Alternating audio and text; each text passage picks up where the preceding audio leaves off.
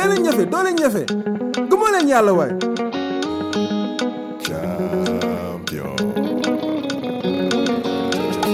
Legend in the making. Never thought about how long the dream would take when your confidence is breaking and you're fighting not to give in to temptation.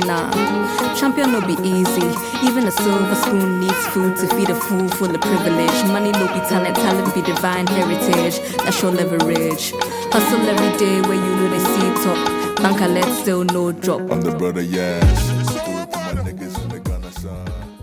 I'm really excited to introduce Young D3mz. He's a young, versatile, talented artist who's been recognized by the Ghana Music Awards, Apple Music.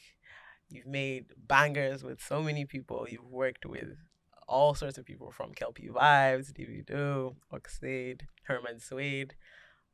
Thank you so much for being here. I appreciate it. Thank you for having me. I mean, it's like, I love being in New York, and so it's good to just finally have a conversation like this in this city, and just keep pushing my shit. Yeah.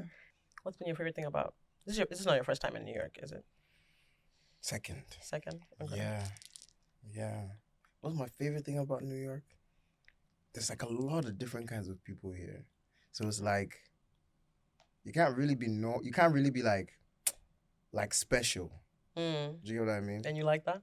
Yeah, I do, because like it not like special to other people, but like now you're special to yourself because you have no choice but to just be yourself. Yeah. You know what I mean? So I actually like that. Some people actually don't like it. They're like, there's too many people here. You just get lost. The rats. Feels depressing. But like me, I don't like really talking to people when I'm on the street. So so you like that? I actually prefer that. Yeah. Fair enough. Yeah. But I mean, back home, do people talk to you randomly? People mind my business too much because, like, like, we're in New York. Like, you can wear what you want to wear. You can have whatever tattoo you want to have. But in Ghana, even this hair, I get weird looks from men, women, kids be looking at me like Google-eyed, and I'm like, who taught you how to stare like that? Like, close your eyes. I mean, Ghana, we definitely have a staring problem like that. Yeah, no, like, no matter, even if you're normal. School, church, like, people just stare into your soul type shit, How long you been growing your hair out for? Say like 3.5 years now. Yeah, I started during COVID because, I mean, the obvious reason. Yeah, we were all at home. You can't go for a haircut. So, you just, at some point then, you just twist it out. And then I've always wanted to. Like, when I was a kid, I've always wanted to have long hair. But, my mom said no.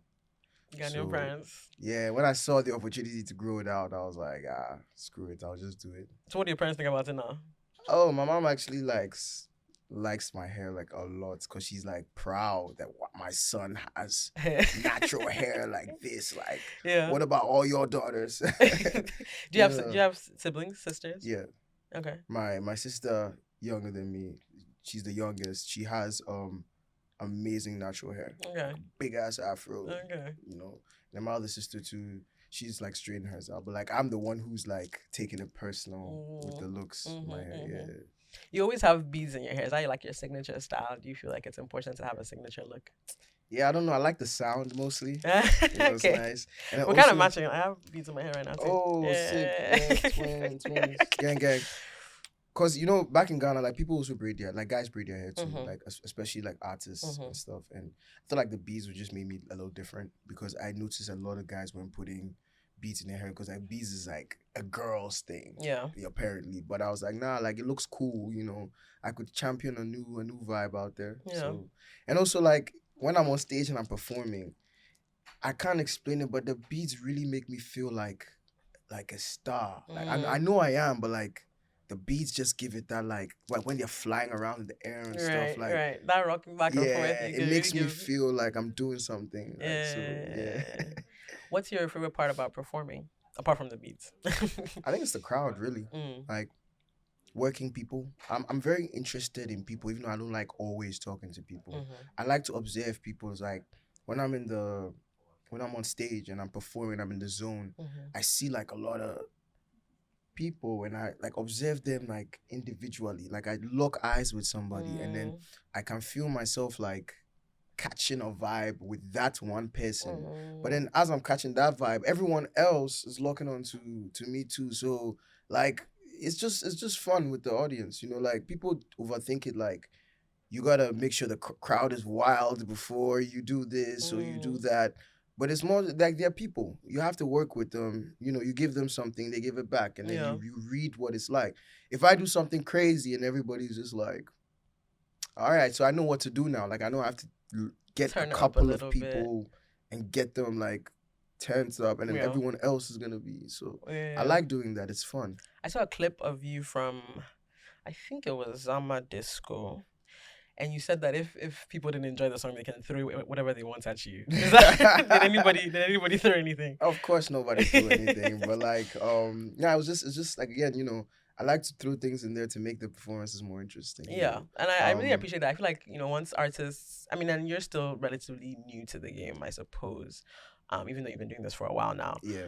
But I think once artists get bigger, they tend to like wants the crowd to give them that energy immediately. Yeah, no. Like, you know, advice I've always gotten from Payday, and it's like Payday's this rapper back in Ghana. I mean, you know come him. on now. R2B's, you know. Come on now. He's always told me that, bro, like, prepare to be ignored. And he gave me scenarios, their early shows when like they've been booed before and everything.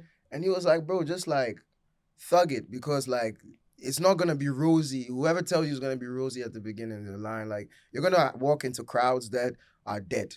Yeah. Dead silent for you. And you know, like even Zama Disco, it's Black Coast crowd. They had never announced a lineup. So nobody knows what artists they are going to expect on stage. And they came for him. So as somebody who's like opening, your job is huge. Yeah. They don't care about you. Yeah. So for me, even if I go on stage and there's a couple of people vibing out and nobody threw anything on stage, I'm good. Yeah, you've had a good show. I'm good. I've had a good show. I'm glad you mentioned Payday. So I know you grew up in Tama. You went to boarding school in Tama. Yeah. I would say a lot of our biggest stars come out of Tama. Yeah. How much has being from Tama, being a Com5 boy, how has that played into the music that you're making? No, it's a huge impact because, you know, like in some ways, Tama is very different from like most of Accra. I mean, it's the port city. So all the, you know, stuff that has to come through like the West Africa in general mostly comes to the Tama port.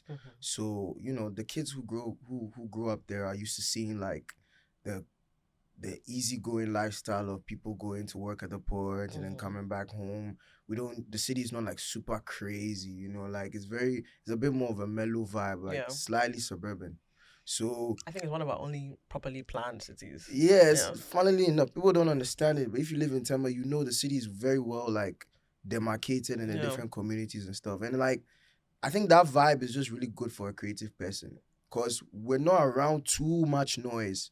So if you did Tama, I mean, when I was working at this studio in Tama with Kwesi Arthur and you know my other guys, Twitch and Mole. You know, we didn't do anything but make music every single day because where we did go out to unless we did go Accra.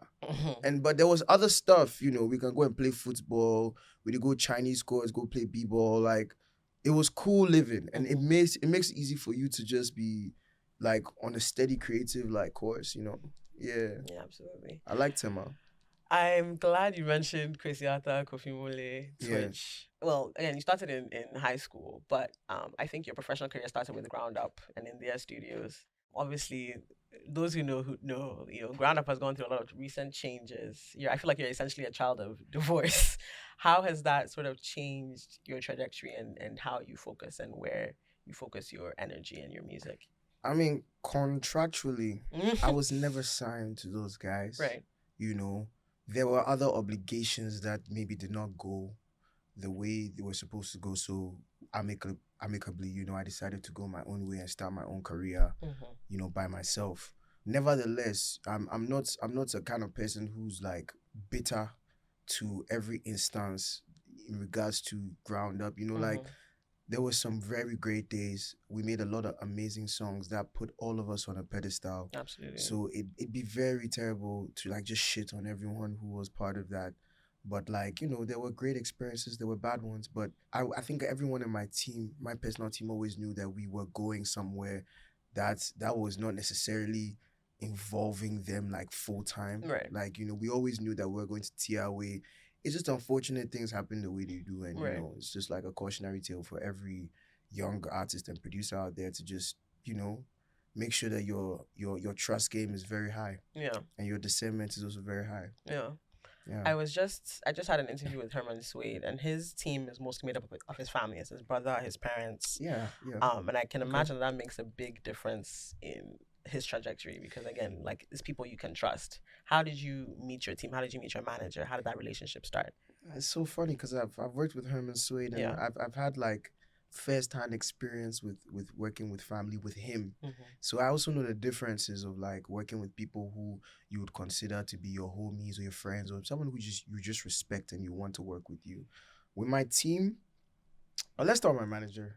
Gabash, he's right there. Yeah. I mean, he likes to be low key, so I won't say too much. But he and I started working because I was at Ground Up, and he used to come to the studio because he lives in Tema, Mhm. and he's an aficionado of music. So he always used to bring people to the studio for me to work with, and I just thought that it was like a no-brainer that somebody who brings you people to work with to elevate your career to some extent Right. is technically doing the job of a manager. So I actually asked him if he would step in and like do the job because I believe that it's about like commitment and then like believing in what someone does that makes a good manager, not necessarily the position they're in life or Right. like the money because, you know, a lot of people have worked with people like that and it hasn't gone well. So I Right. just used my, you know, my judgment skills based on people around me that I work with. Okay, this guy could be like a really good manager. Right. And in the long term, it paid off.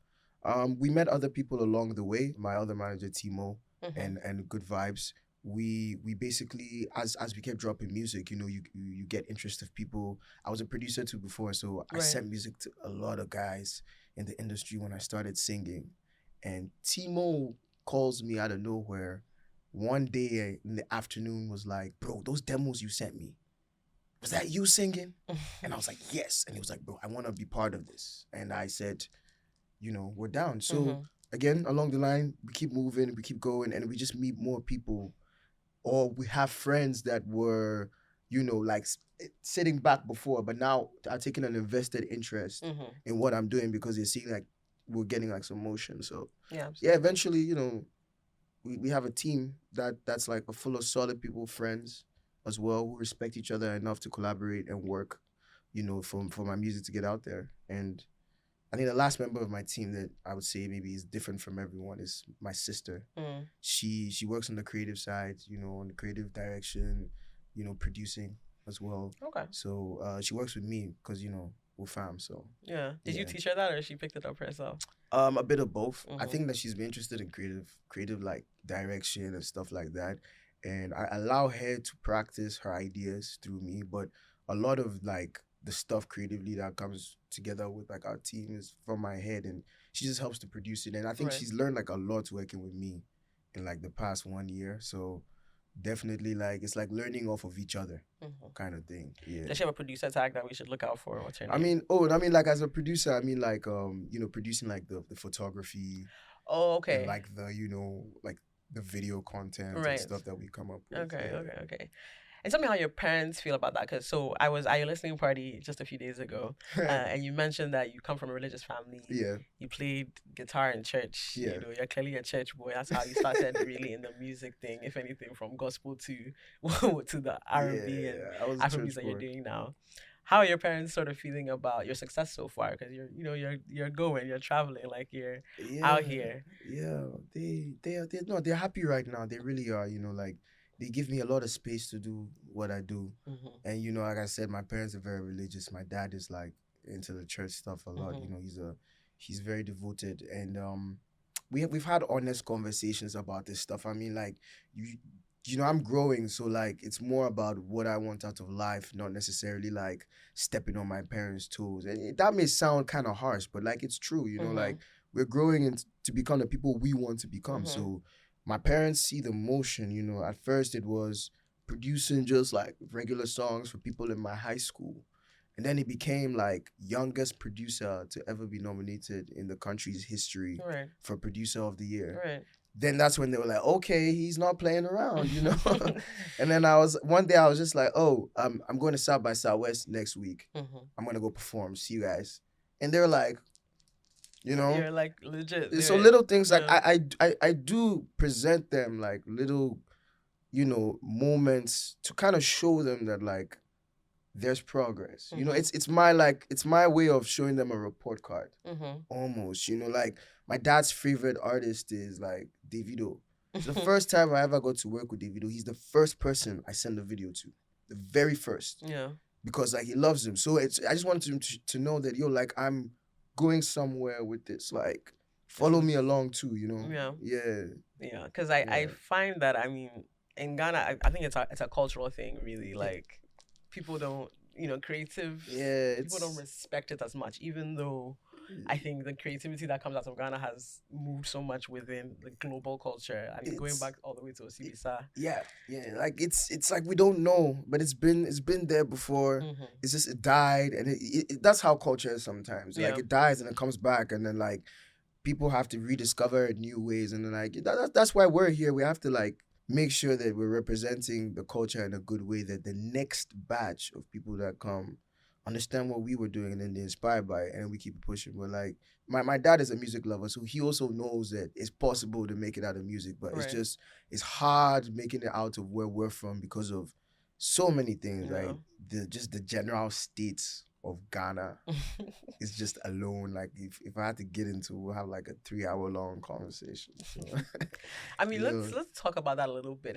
Is it hard to get, you know, let's say visas to travel, or even just the funding to do that? I feel like it's like hard to leave to the Western world in general when you're from West Africa. Absolutely. Because of just the stigma attached to what people like the bad ones who end up on the other side, what they do, you know, like the kind of stuff they're involved in. It definitely does give a bad light to people when they're applying for a visa. But you know, we're like in a resurgence of African music. Absolutely. And Afrobeats is like super popular now, and if we're applying for a visa because we got a show that we gotta go do, it's most likely that you might be able to get that visa because people are understanding now that we have a reason to be in those places to do what we do. And you know, I mean, at the end of the day, like someone like me, I'm always gonna want to live in Africa and Ghana. Like, you know, I might even go back and live in Uganda, but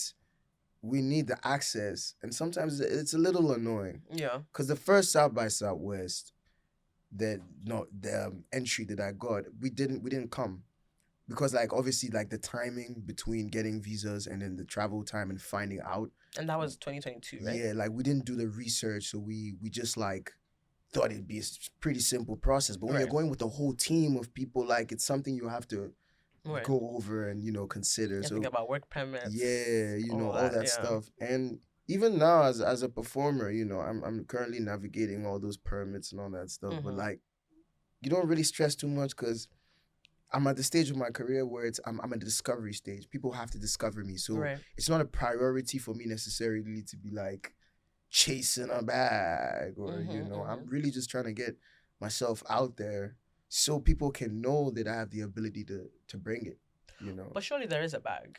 Of course. You've worked with a lot of big people, from Kelfie Vibes, you mentioned Davido. I remember at the listening party you mentioned you've been writing with Oxlade a little bit. Oh, yeah. Kwesi Arthur. Yeah, I mean, Amare. Surely. Yeah, I mean, I've worked with all these people. It's been great stuff. Some of these records, for sure, you know, I'm getting back, you know, a good amount of the work that I put in. Right. But I'm gonna be honest, like some of the biggest ones I've made, I don't get anything from them. You know, and like I said, like previously discussed, it's all these things we're talking about. It's some of the issues that made me leave the space that I was in before. Is that, you know, there were these big records coming out. They were doing big things. They're on all over Apple Music. But it's not showing in your It's pocket. not showing, you know, and it's real. Like sometimes we had to say these things so that people know that it's not all rosy. You know, I'll be in the club. They'll put on a song that I've produced, and everyone around me's like, "Yeah, Young Diamond," and I low key feel kind of annoyed inside because I know I'm not all about money, but like sometimes it feels really good to get a reward for doing For hard work, something, yeah. you know, Absolutely. that took you a lot of hard work to achieve. So yeah. Absolutely. And I think that's why, I mean, so many African artists try to go outside of the continent because that's really where the money Yeah, comes you know, in. there's definitely a bigger bag Yeah. performing out here. And I know I don't think it's necessarily like anything but just the audience for going out to casually listen to like live music is a little different here. The facilities are a little different, you know. There's so many different kinds of auditoriums, cafes, places you can perform. So obviously the market for people going out to shows here is much bigger. It's just math, you know. Yeah. And Ghana is a little smaller, and we got our issues. So yeah, people don't have the disposable they don't have income disposable like that. income Yeah. to just be going out for shows every week. Yeah. You know, so you know, we just live it how we get it. You know. Absolutely. Yeah. I want to talk a little bit more about high school. So in my research for this interview, I didn't realize you were the one who produced For This Side. I still have videos of us at parties dancing and like going off to For This Side. What do you think about the kind of subcultures that these high school like rap groups create? Because I feel like I've loved, you know, Amare started in high school. You started in high school. Shout out to RTJ, Yeah. Shabazz, all these people. Herman Swade. And honestly, your Yeah. school, I don't even know. You guys, so many people have come out of your school. Let me tell you, music. TIS, we're birthing superstars. Like, you guys, what's going on over Tema, there? just anyone watching this, Tema International School. Like, I'm calling it right now. I don't think anyone understands what's happening. It's actually a bit, like, what do you think I'm about coming from there, right? Herman Swade is coming from there. There's this new artist called Boy Story. Go check him out. He just dropped a song with Odunsi. Okay, Boy Story. He and I were in the same grade. We were in the same dance Is that group. the same as, is that Boy the Genius? No, No, Boy that's a the different Genius is a different guy. But he also Boy was TIS. Story. I don't think. No, Boy the Genius's grandmother was on the board of TIS. You feel me? It's a very strange thing. Right. What is going on over Yeah, there? it's a very, very strange thing. No, but also like Almighty Trey, you know, Troy. Shout out those guys. You know, that's like the first song I ever like produced, and then it ended up on radio, on SoundCloud. So you know, like, And I mean, that was a hit. Like, yeah, we were on radio at that time. High school boys, IS boys on the radio. It was a big deal. Like, it was a good it song. was a big deal. Like, I wish you guys could re-release it because that was my tune. Like, that was. Yo, no, that was Big a banger. good time. Yeah. I'm just, even when I was in Form 1, when I was 13, 14, even I went to GIS. Yeah. Back then too, there were also these rap groups and people trying to, you know, just start off a little something. And I think your generation, our generation, was a little lucky because at the time that we were coming up, Afrobeats and African artists are becoming more popular. Yeah.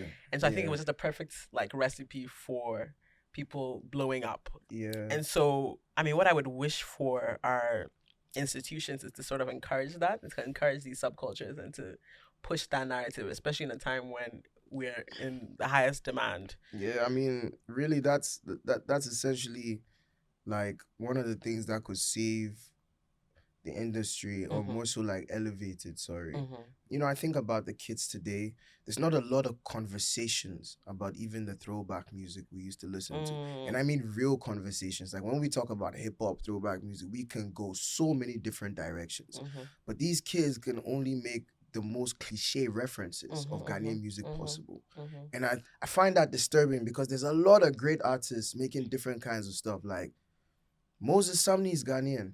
Like, that's a crazy flex. Crazy flex, you know what I mean? Like, when I found out and he spoke Tree to me in the studio, I was like, are you serious? Wow. He speaks Tree better than me.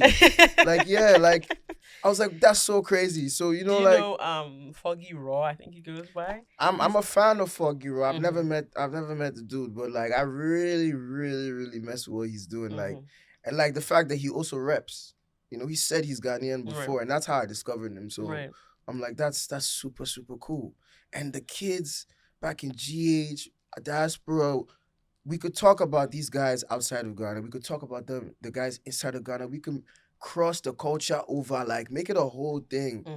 That's what we need. That's what I feel like maybe the institutions in Ghana need to do, more programs based on, you know, bringing like the audience of people who listen to Ghana music, the Ghanaians and the creatives, and, you know, bring the community together, because it's not like the artists are their own people, and then the audience are their own people. And Ghana artists are always arguing with the fans, and that's not the way this is supposed to be. It's supposed to be like, how do we merge create the this? most How do efficient? we create a community? You know, Yep. like, yeah, Absolutely. why am I always fighting Ghana people? Like, that shit doesn't even make sense. Like, oh, Ghana people be this, Ghana. Why do we say that? You know? Yeah. Yeah. I feel like we don't give ourselves enough. It's almost like we don't show enough love to ourselves. We don't support each other No, enough. it's definitely a little bit of self-hate. Yeah. There is also slight crabs in the barrel mentality. Just the hint of it Right. in our society. I think it's something we need to get rid of consciously, because it does sometimes feel like we're interested in like communal failure. Like when one person suddenly doesn't make the mark, everyone's like laughing and making jokes. And I'm like, it's almost like we waited for their moment to happen. Why? Like, didn't we want them to go far? I don't get it. Like, even when we elect leaders, like, I'm not a political person, but like, you elect somebody, and it's like you want to see them fail so you can make jokes. You don't even want to see them do good. Right. You're just only expecting the negative. That's what I feel like Ghanaians need to get rid of, though, as a people, in order to make this creative space more conducive for like diversity of different genres and different art styles and stuff like that. You know, I was having this conversation with a cousin, and we're trying to understand why, you know, some and this is, I mean, they're completely different artists, right? But let's say someone like Amare versus like Black Sheriff. Black Sheriff has been very supported by the Ghanaian community, pushed to the max, and luckily for him, he has great management that has like helped him to grow. Amare also has great management, but I feel like there's a certain lack of support from Ghanaians. It's like when she first started out, it's like she almost had to go to Nigeria to sort of get that push. What do you think it is about, you know, the difference between those two people that Ghanaians are hesitant to support one versus the other? I think it's more so like just differences in demographic. Right. People make it seem like, you know, that Amare gets a lack of support because of her background. Right. But I don't think that's necessarily true. I think there will be some animosity from some Ghanaians about her. Bro, even me, I go through it. Like, it's normal. If you went to an international school in Ghana, you will receive some like, oh, by you BDB, you for blow, you know, like, it's normal. I think what it really is that Blacko makes like really high life influence music, and Ghanaians love high life, and he merges it with the current sound of hip hop that like everyone's really in love with too. So it's like a double whammy. Of course, people in Ghana are going to support it because we've been waiting for somebody to be a new vanguard of high life, like not the regular guitars and drums live band high life, but to reimagine like, it a new way. And he did it perfectly. Like, if I, as a producer, I've always imagined someone could do drill and high life, but I don't have the capabilities. I also don't have the interest. But the minute he did it, I'm like, okay, this is it. So I can understand the support. And anyone who loves high life, many fans across the world, would also appreciate like his innovation. So it's different. Amare, you know, even in like popular music spaces, some people consider her to make like very alternative sounds. Absolutely. And Ghanaians are getting used to that new sound. Like the audience of people. I don't think they hate it, but I don't think they listen to it a lot, you know. And Nigerians, well, there's a lot of them, so you will get a bunch of people who like that kind of stuff. So obviously the appreciation there, you know, is different. You know, like even me, like my audience is mostly New York, actually. So, you know, I'm surprised by that because I make like African music, but it is what it is. Maybe it's because of the kind of, you know, influences inside. It gravitates to people who love like R&B, pop more. So I think that's just what it is. I don't think it's like Ghanaians don't like Amare or anything like that. No, absolutely not. No, I didn't mean that at all. I just meant, like people have said that before, and I just don't think it's true. You know, I think that the more Ghanaians discover people like her and, you know, the likes of, they're actually pretty interested to see what they have to offer. I listened to you talk, and you talk about producing like it's something that you used to do. Even from your older interviews, you seem to like have moved over to artistry full time. Is that what sort of drove that decision? Was producing sort of something that you did just because you weren't ready to be an artist? Do you prefer being an artist over being a producer? I think it's a bit of both. You know, you start doing something, obviously you get comfortable, and then you start to feel like, oh, I could prefer to do this a little longer than I do the other thing. It's like football, you know. There's some players that start on the left wing, and then they end up becoming strikers. Right. There's goalkeepers that ended up becoming like some of the greatest like forward players in the world. Right. So it's just like the more you do something, maybe you start to find new things and new ways, new approaches to like do the same thing. I think singing and producing for me are the same thing, because at the end of the day, it's to make a really great song that people will make wonderful memories to and have a good time to, and I will listen to and be comfortable with what I'm hearing.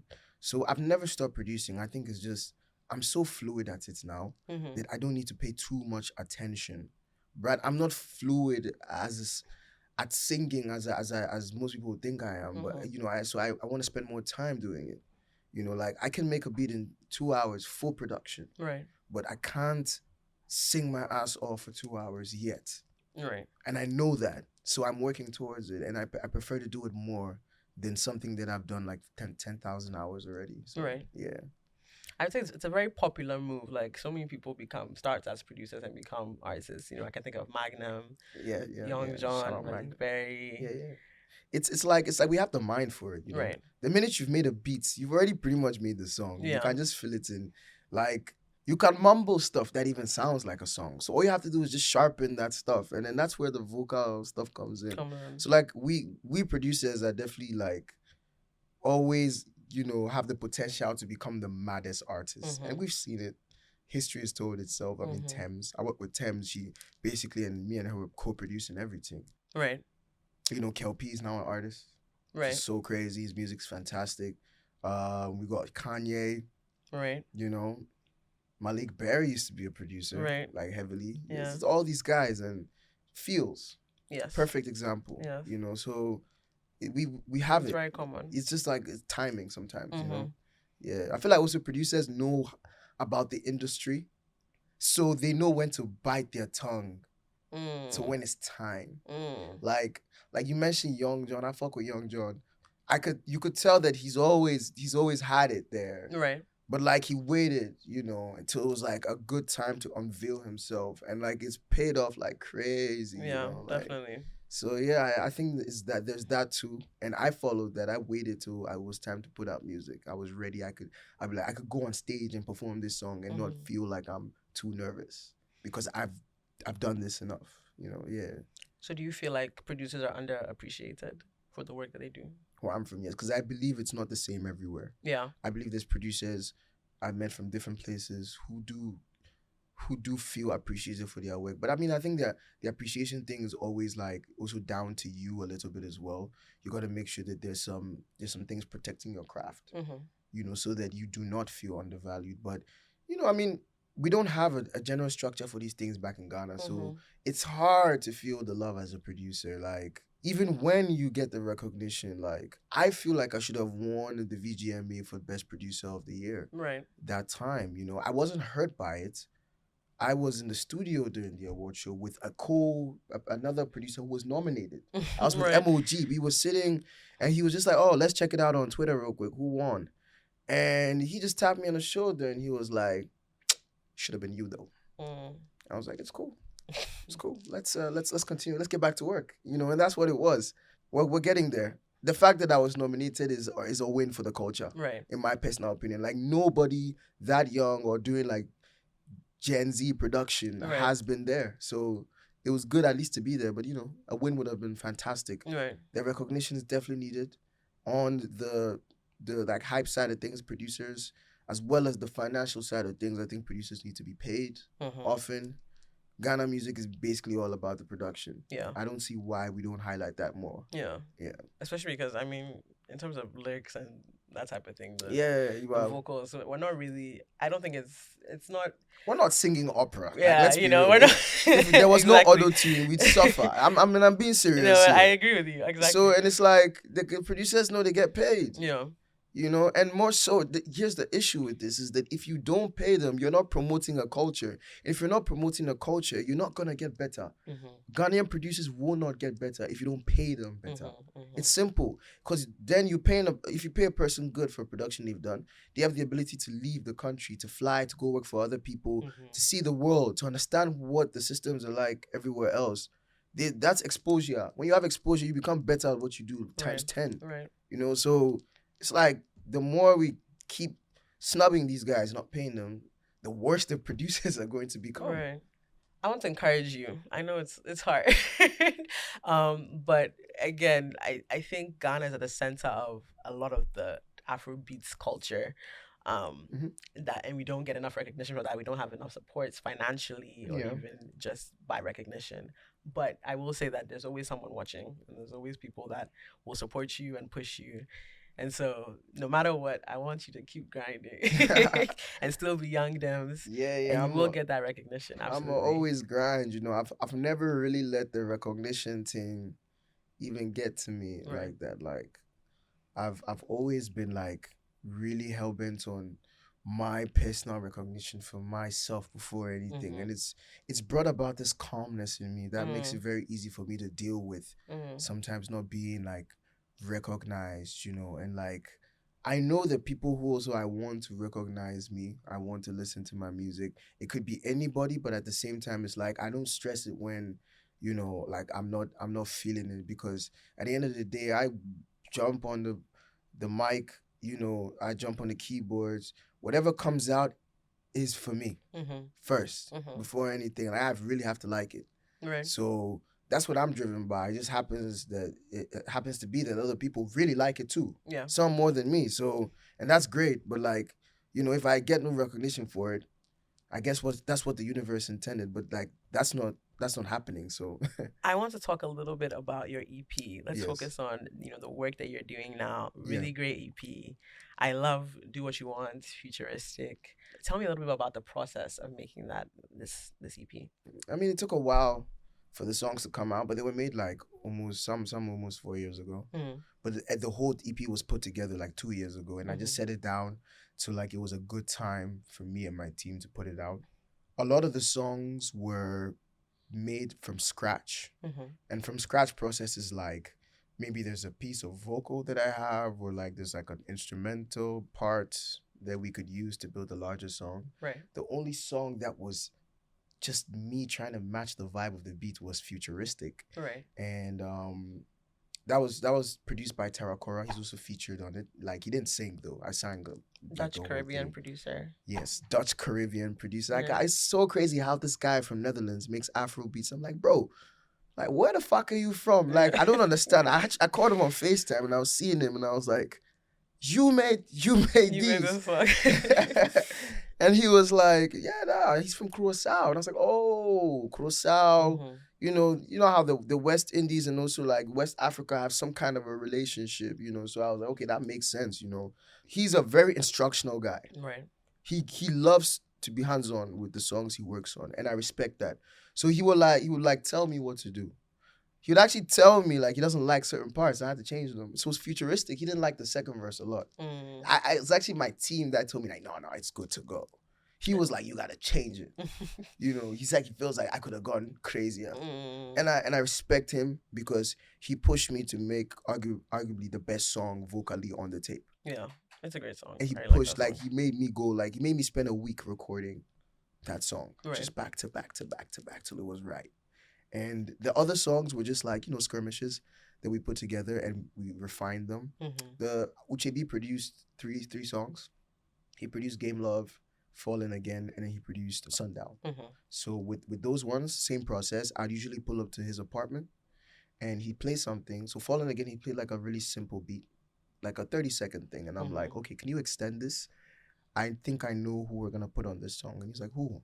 I said, I want us to put Azanti on this song. So from even before the song was completed, I texted Azanti on WhatsApp that, bro, I have a record for you. It's not even finished yet, but trust me, it's got you on it. Yeah. He's like, whenever you're ready to send it to me, just send it through. Because, you know, me and him have worked on a few records. Right. So with that song, I mean, I just put everything together. And when Azanti finally came to Ghana, I just made sure that I was around. Yeah. So I could get that verse off of him. And he was very gracious. He put it down in like 15 minutes. It was crazy. He didn't even write nothing. He just spat it out. And I'm like, it was fire. Appreciate it. You know, he did exactly what I expected him to do. Yeah. The other songs, you know, it's like stuff sent over WhatsApp or like Uche playing me stuff on his dining table and then we get into it.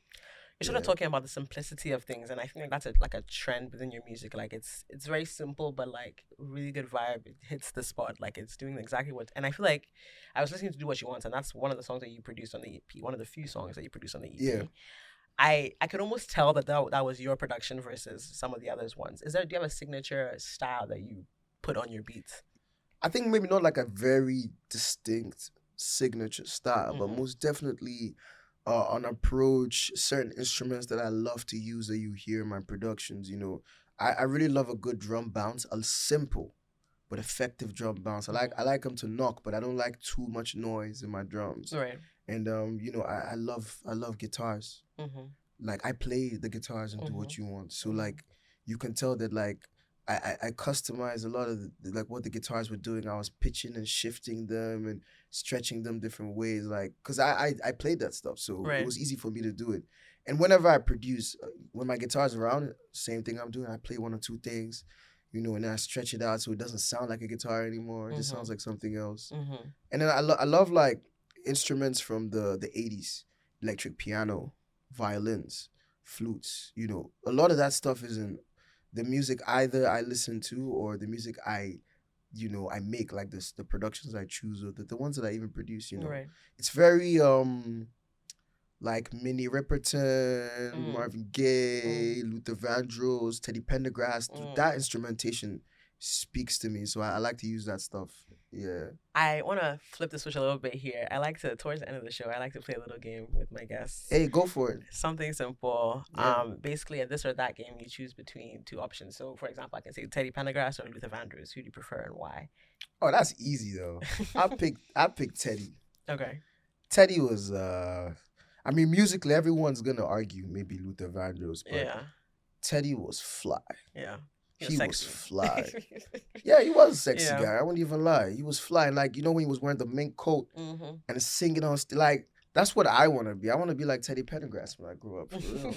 Like, you know, like your aunties, like we will basically become uncles and aunties. In the future, everyone's gonna be like, oh, let's put on that Young Dams. You feel me? Yeah, absolutely. Yeah. So I know you're a hip hop fan. Do you listen to Asaka a lot? Are you a drill, Ghana drill? I don't listen to it a lot, but I'm a fan of what they do, and I listen to a couple of the jams for sure. Okay, so if I say J Bad or Quick Who Smoke, do you have? This question be hard, yo.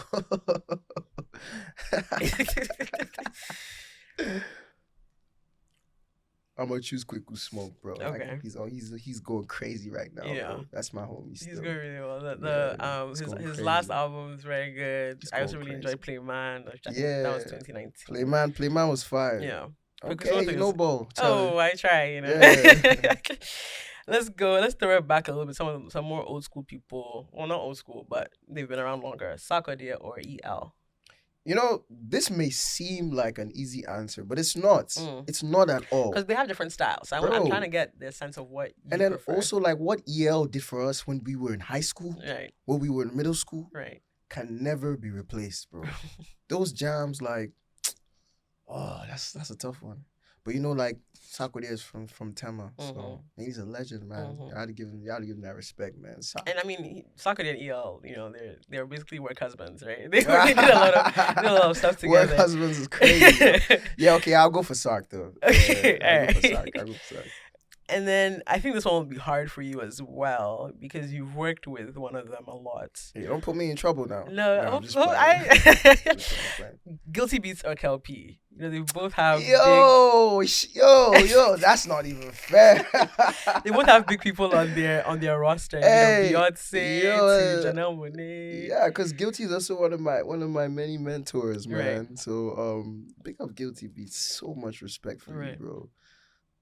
Nah, I can't answer this question. Okay, that's fair enough. There's no way. No, not even like, because I was trying to actually give you the best one, but I can't.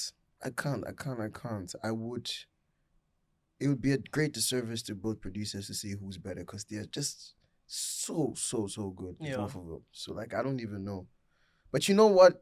For the sake of KLP switching over to the artist side, you sold out, my guy. So I'm gonna have to give that to Guilty. Fair enough. Fair enough. Yeah. And then in terms of songs you've produced, I'm gonna go within the where you almost won awards for. Mhm. So between Bajo and Toxic off of Son of Jacob, Yeah. what would you pick as your favorite? Ooh, it's actually Toxic. I like Toxic a lot. I like that. I really I like like the Toxic a lot. production I did on that song. Actually, I really didn't even like so many things about how like Toxic sounded finally. Because I'm such a picky guy. So when it's out playing in public, I'm like, "Arr, fuck." So I have my own version of it that I okay. listen to. So were there multiple producers working on that, or like how did the Yeah, it was because at the outro of Toxic, there was a 30-second interlude that was created by Boy the Genius that Quissy had commissioned. And it was at the end of the song. But I created a version that was just like for me to listen to, that was everything a bit more boosted, because I just really loved the way that the song goes. So I just, But I like, know one of your favorite Christiana songs is Turn on the Lights as well. Yeah. That's also, I agree with you, very underrated. I think I was ahead of my time when I made that production. I really didn't understand what I was doing. Like I thought I was just making like some cool shit, but I made a 101 for Quissy out there for sure. And I'm glad we made that record. It's a good one. So. Is there a possibility of more work with Quissy out there in the future? Hell yeah. I have to actually call that, bro. For real, I haven't seen him in a minute, but like, we're still in a very good like standing in our relationship. Like we've never had any beef or anything. He's been a great guy throughout my career. He's always encouraged me to take music seriously as a vocalist. So whenever he's ready, I'm ready to make new music for him. Whether it's two of us on one song or me producing, like I don't care. He's like my bro. I have a lot of respect for him. He showed me a lot of things that a lot of people didn't when I first started. So yeah, it's gonna be mutual love always. So absolutely, yeah. Staying within that family, and these are Twitch songs. So Baby versus Superman. I'm partial to Superman because of Amaray is on there, and I'm a huge fan of Amaray. Oh, that one's easy though. I like Baby. Okay. Baby is a great song. That was a big hit as well. Yeah, a lot of people like that song. In Ghana, a lot of people liked it. I'm glad they did. That was like the early days where we were trying to shift the sound a bit, on our end in terms of ground up and stuff. So it was cool that they liked it. Yeah. You mentioned Mewu. What's the name of that album again? We Outside. We Outside. That was a crazy project. That was a really crazy project. Yeah, I felt I go back to that often. I do feel a little shit whenever I think about that project. But for many reasons. Yeah. I produced a lot on there. Yeah. Even basically all the interludes as well. But it was a time, man. We went number one. Yeah. First time I ever felt like that feeling of doing that. So that was cool. But I wish it was better. Yeah. But again, no one can take that from you because that was your work. Yeah. Yeah. 100%. And Chale, that was an album that we'll come back to. I won't forget that period. Absolutely. I still go back to that album all the time. Like I do. Love that album 100%. Yeah. This has been a really good episode. Thank you so much for coming. This is In the Mix, the podcast dedicated to celebrating, loving African music and sort of demystifying African artists and the art that we create and our performances to sort of ensure that as Afrobeats and African music and all the different genres that are sort of forced into one genre of Afrobeats are understood for their complexities. And so I like to invite people like you who are working within the industry to have that deep understanding of creating music and having to bring that to the forefront. So I hope your manager told you, because I texted him this. The reason why we call it In the Mix is because I'm very inspired by Apietus and obviously that huge tagline that he has. Apietus in the mix. So I always ask my guests, what's your favorite Apietus song? When you asked me this question, I laughed. Because I'm like, that's so... Very hard question. It's a hard question, but I didn't... We were going through the names, and I was like, when he said one name, I was like, okay, this is the one. Mujibaya. Classic. Yo. Classic. Till this day. Classic. Till this day when that song comes on. Like, I'm trying to imagine how he made it. Because it's fire, bro. Very fire. It's fire. Honestly, that era... I wish we could revisit it because we didn't know what we had, honestly. I wish we could grasp onto it for just a few seconds longer, man. But unfortunately, it's gone. So. Okay, Young Dems, please tell people where they can find you. YUNG D3mz everywhere. Apple Music, Spotify, Audiomack. for Ghanaians, Boom Play, you know, or Africans. On socials is the same thing. I try to keep everyone posted and updated on my music and my whereabouts. So if you want to reach me, those are all the avenues that you can check it out. And also on YouTube as well. So wonderful. Yeah. This has been In the Mix. I've been your host, Mariah. Thank you for listening. Make I hit light space, make I chop jack doors. You can get it for the low, I can never take a loss. I'm the nigga with the sauce, nigga yams raw dog. And if I did with your ex, but I'm making no vex. Latex, I'ma pull up in a minute, no stress. Big Benz, I'ma pull up and I hit it, no flex. All tens, I'ma get it with the commas, cause I'm blessed. We be blessed, and we be champions. My champion will be easy.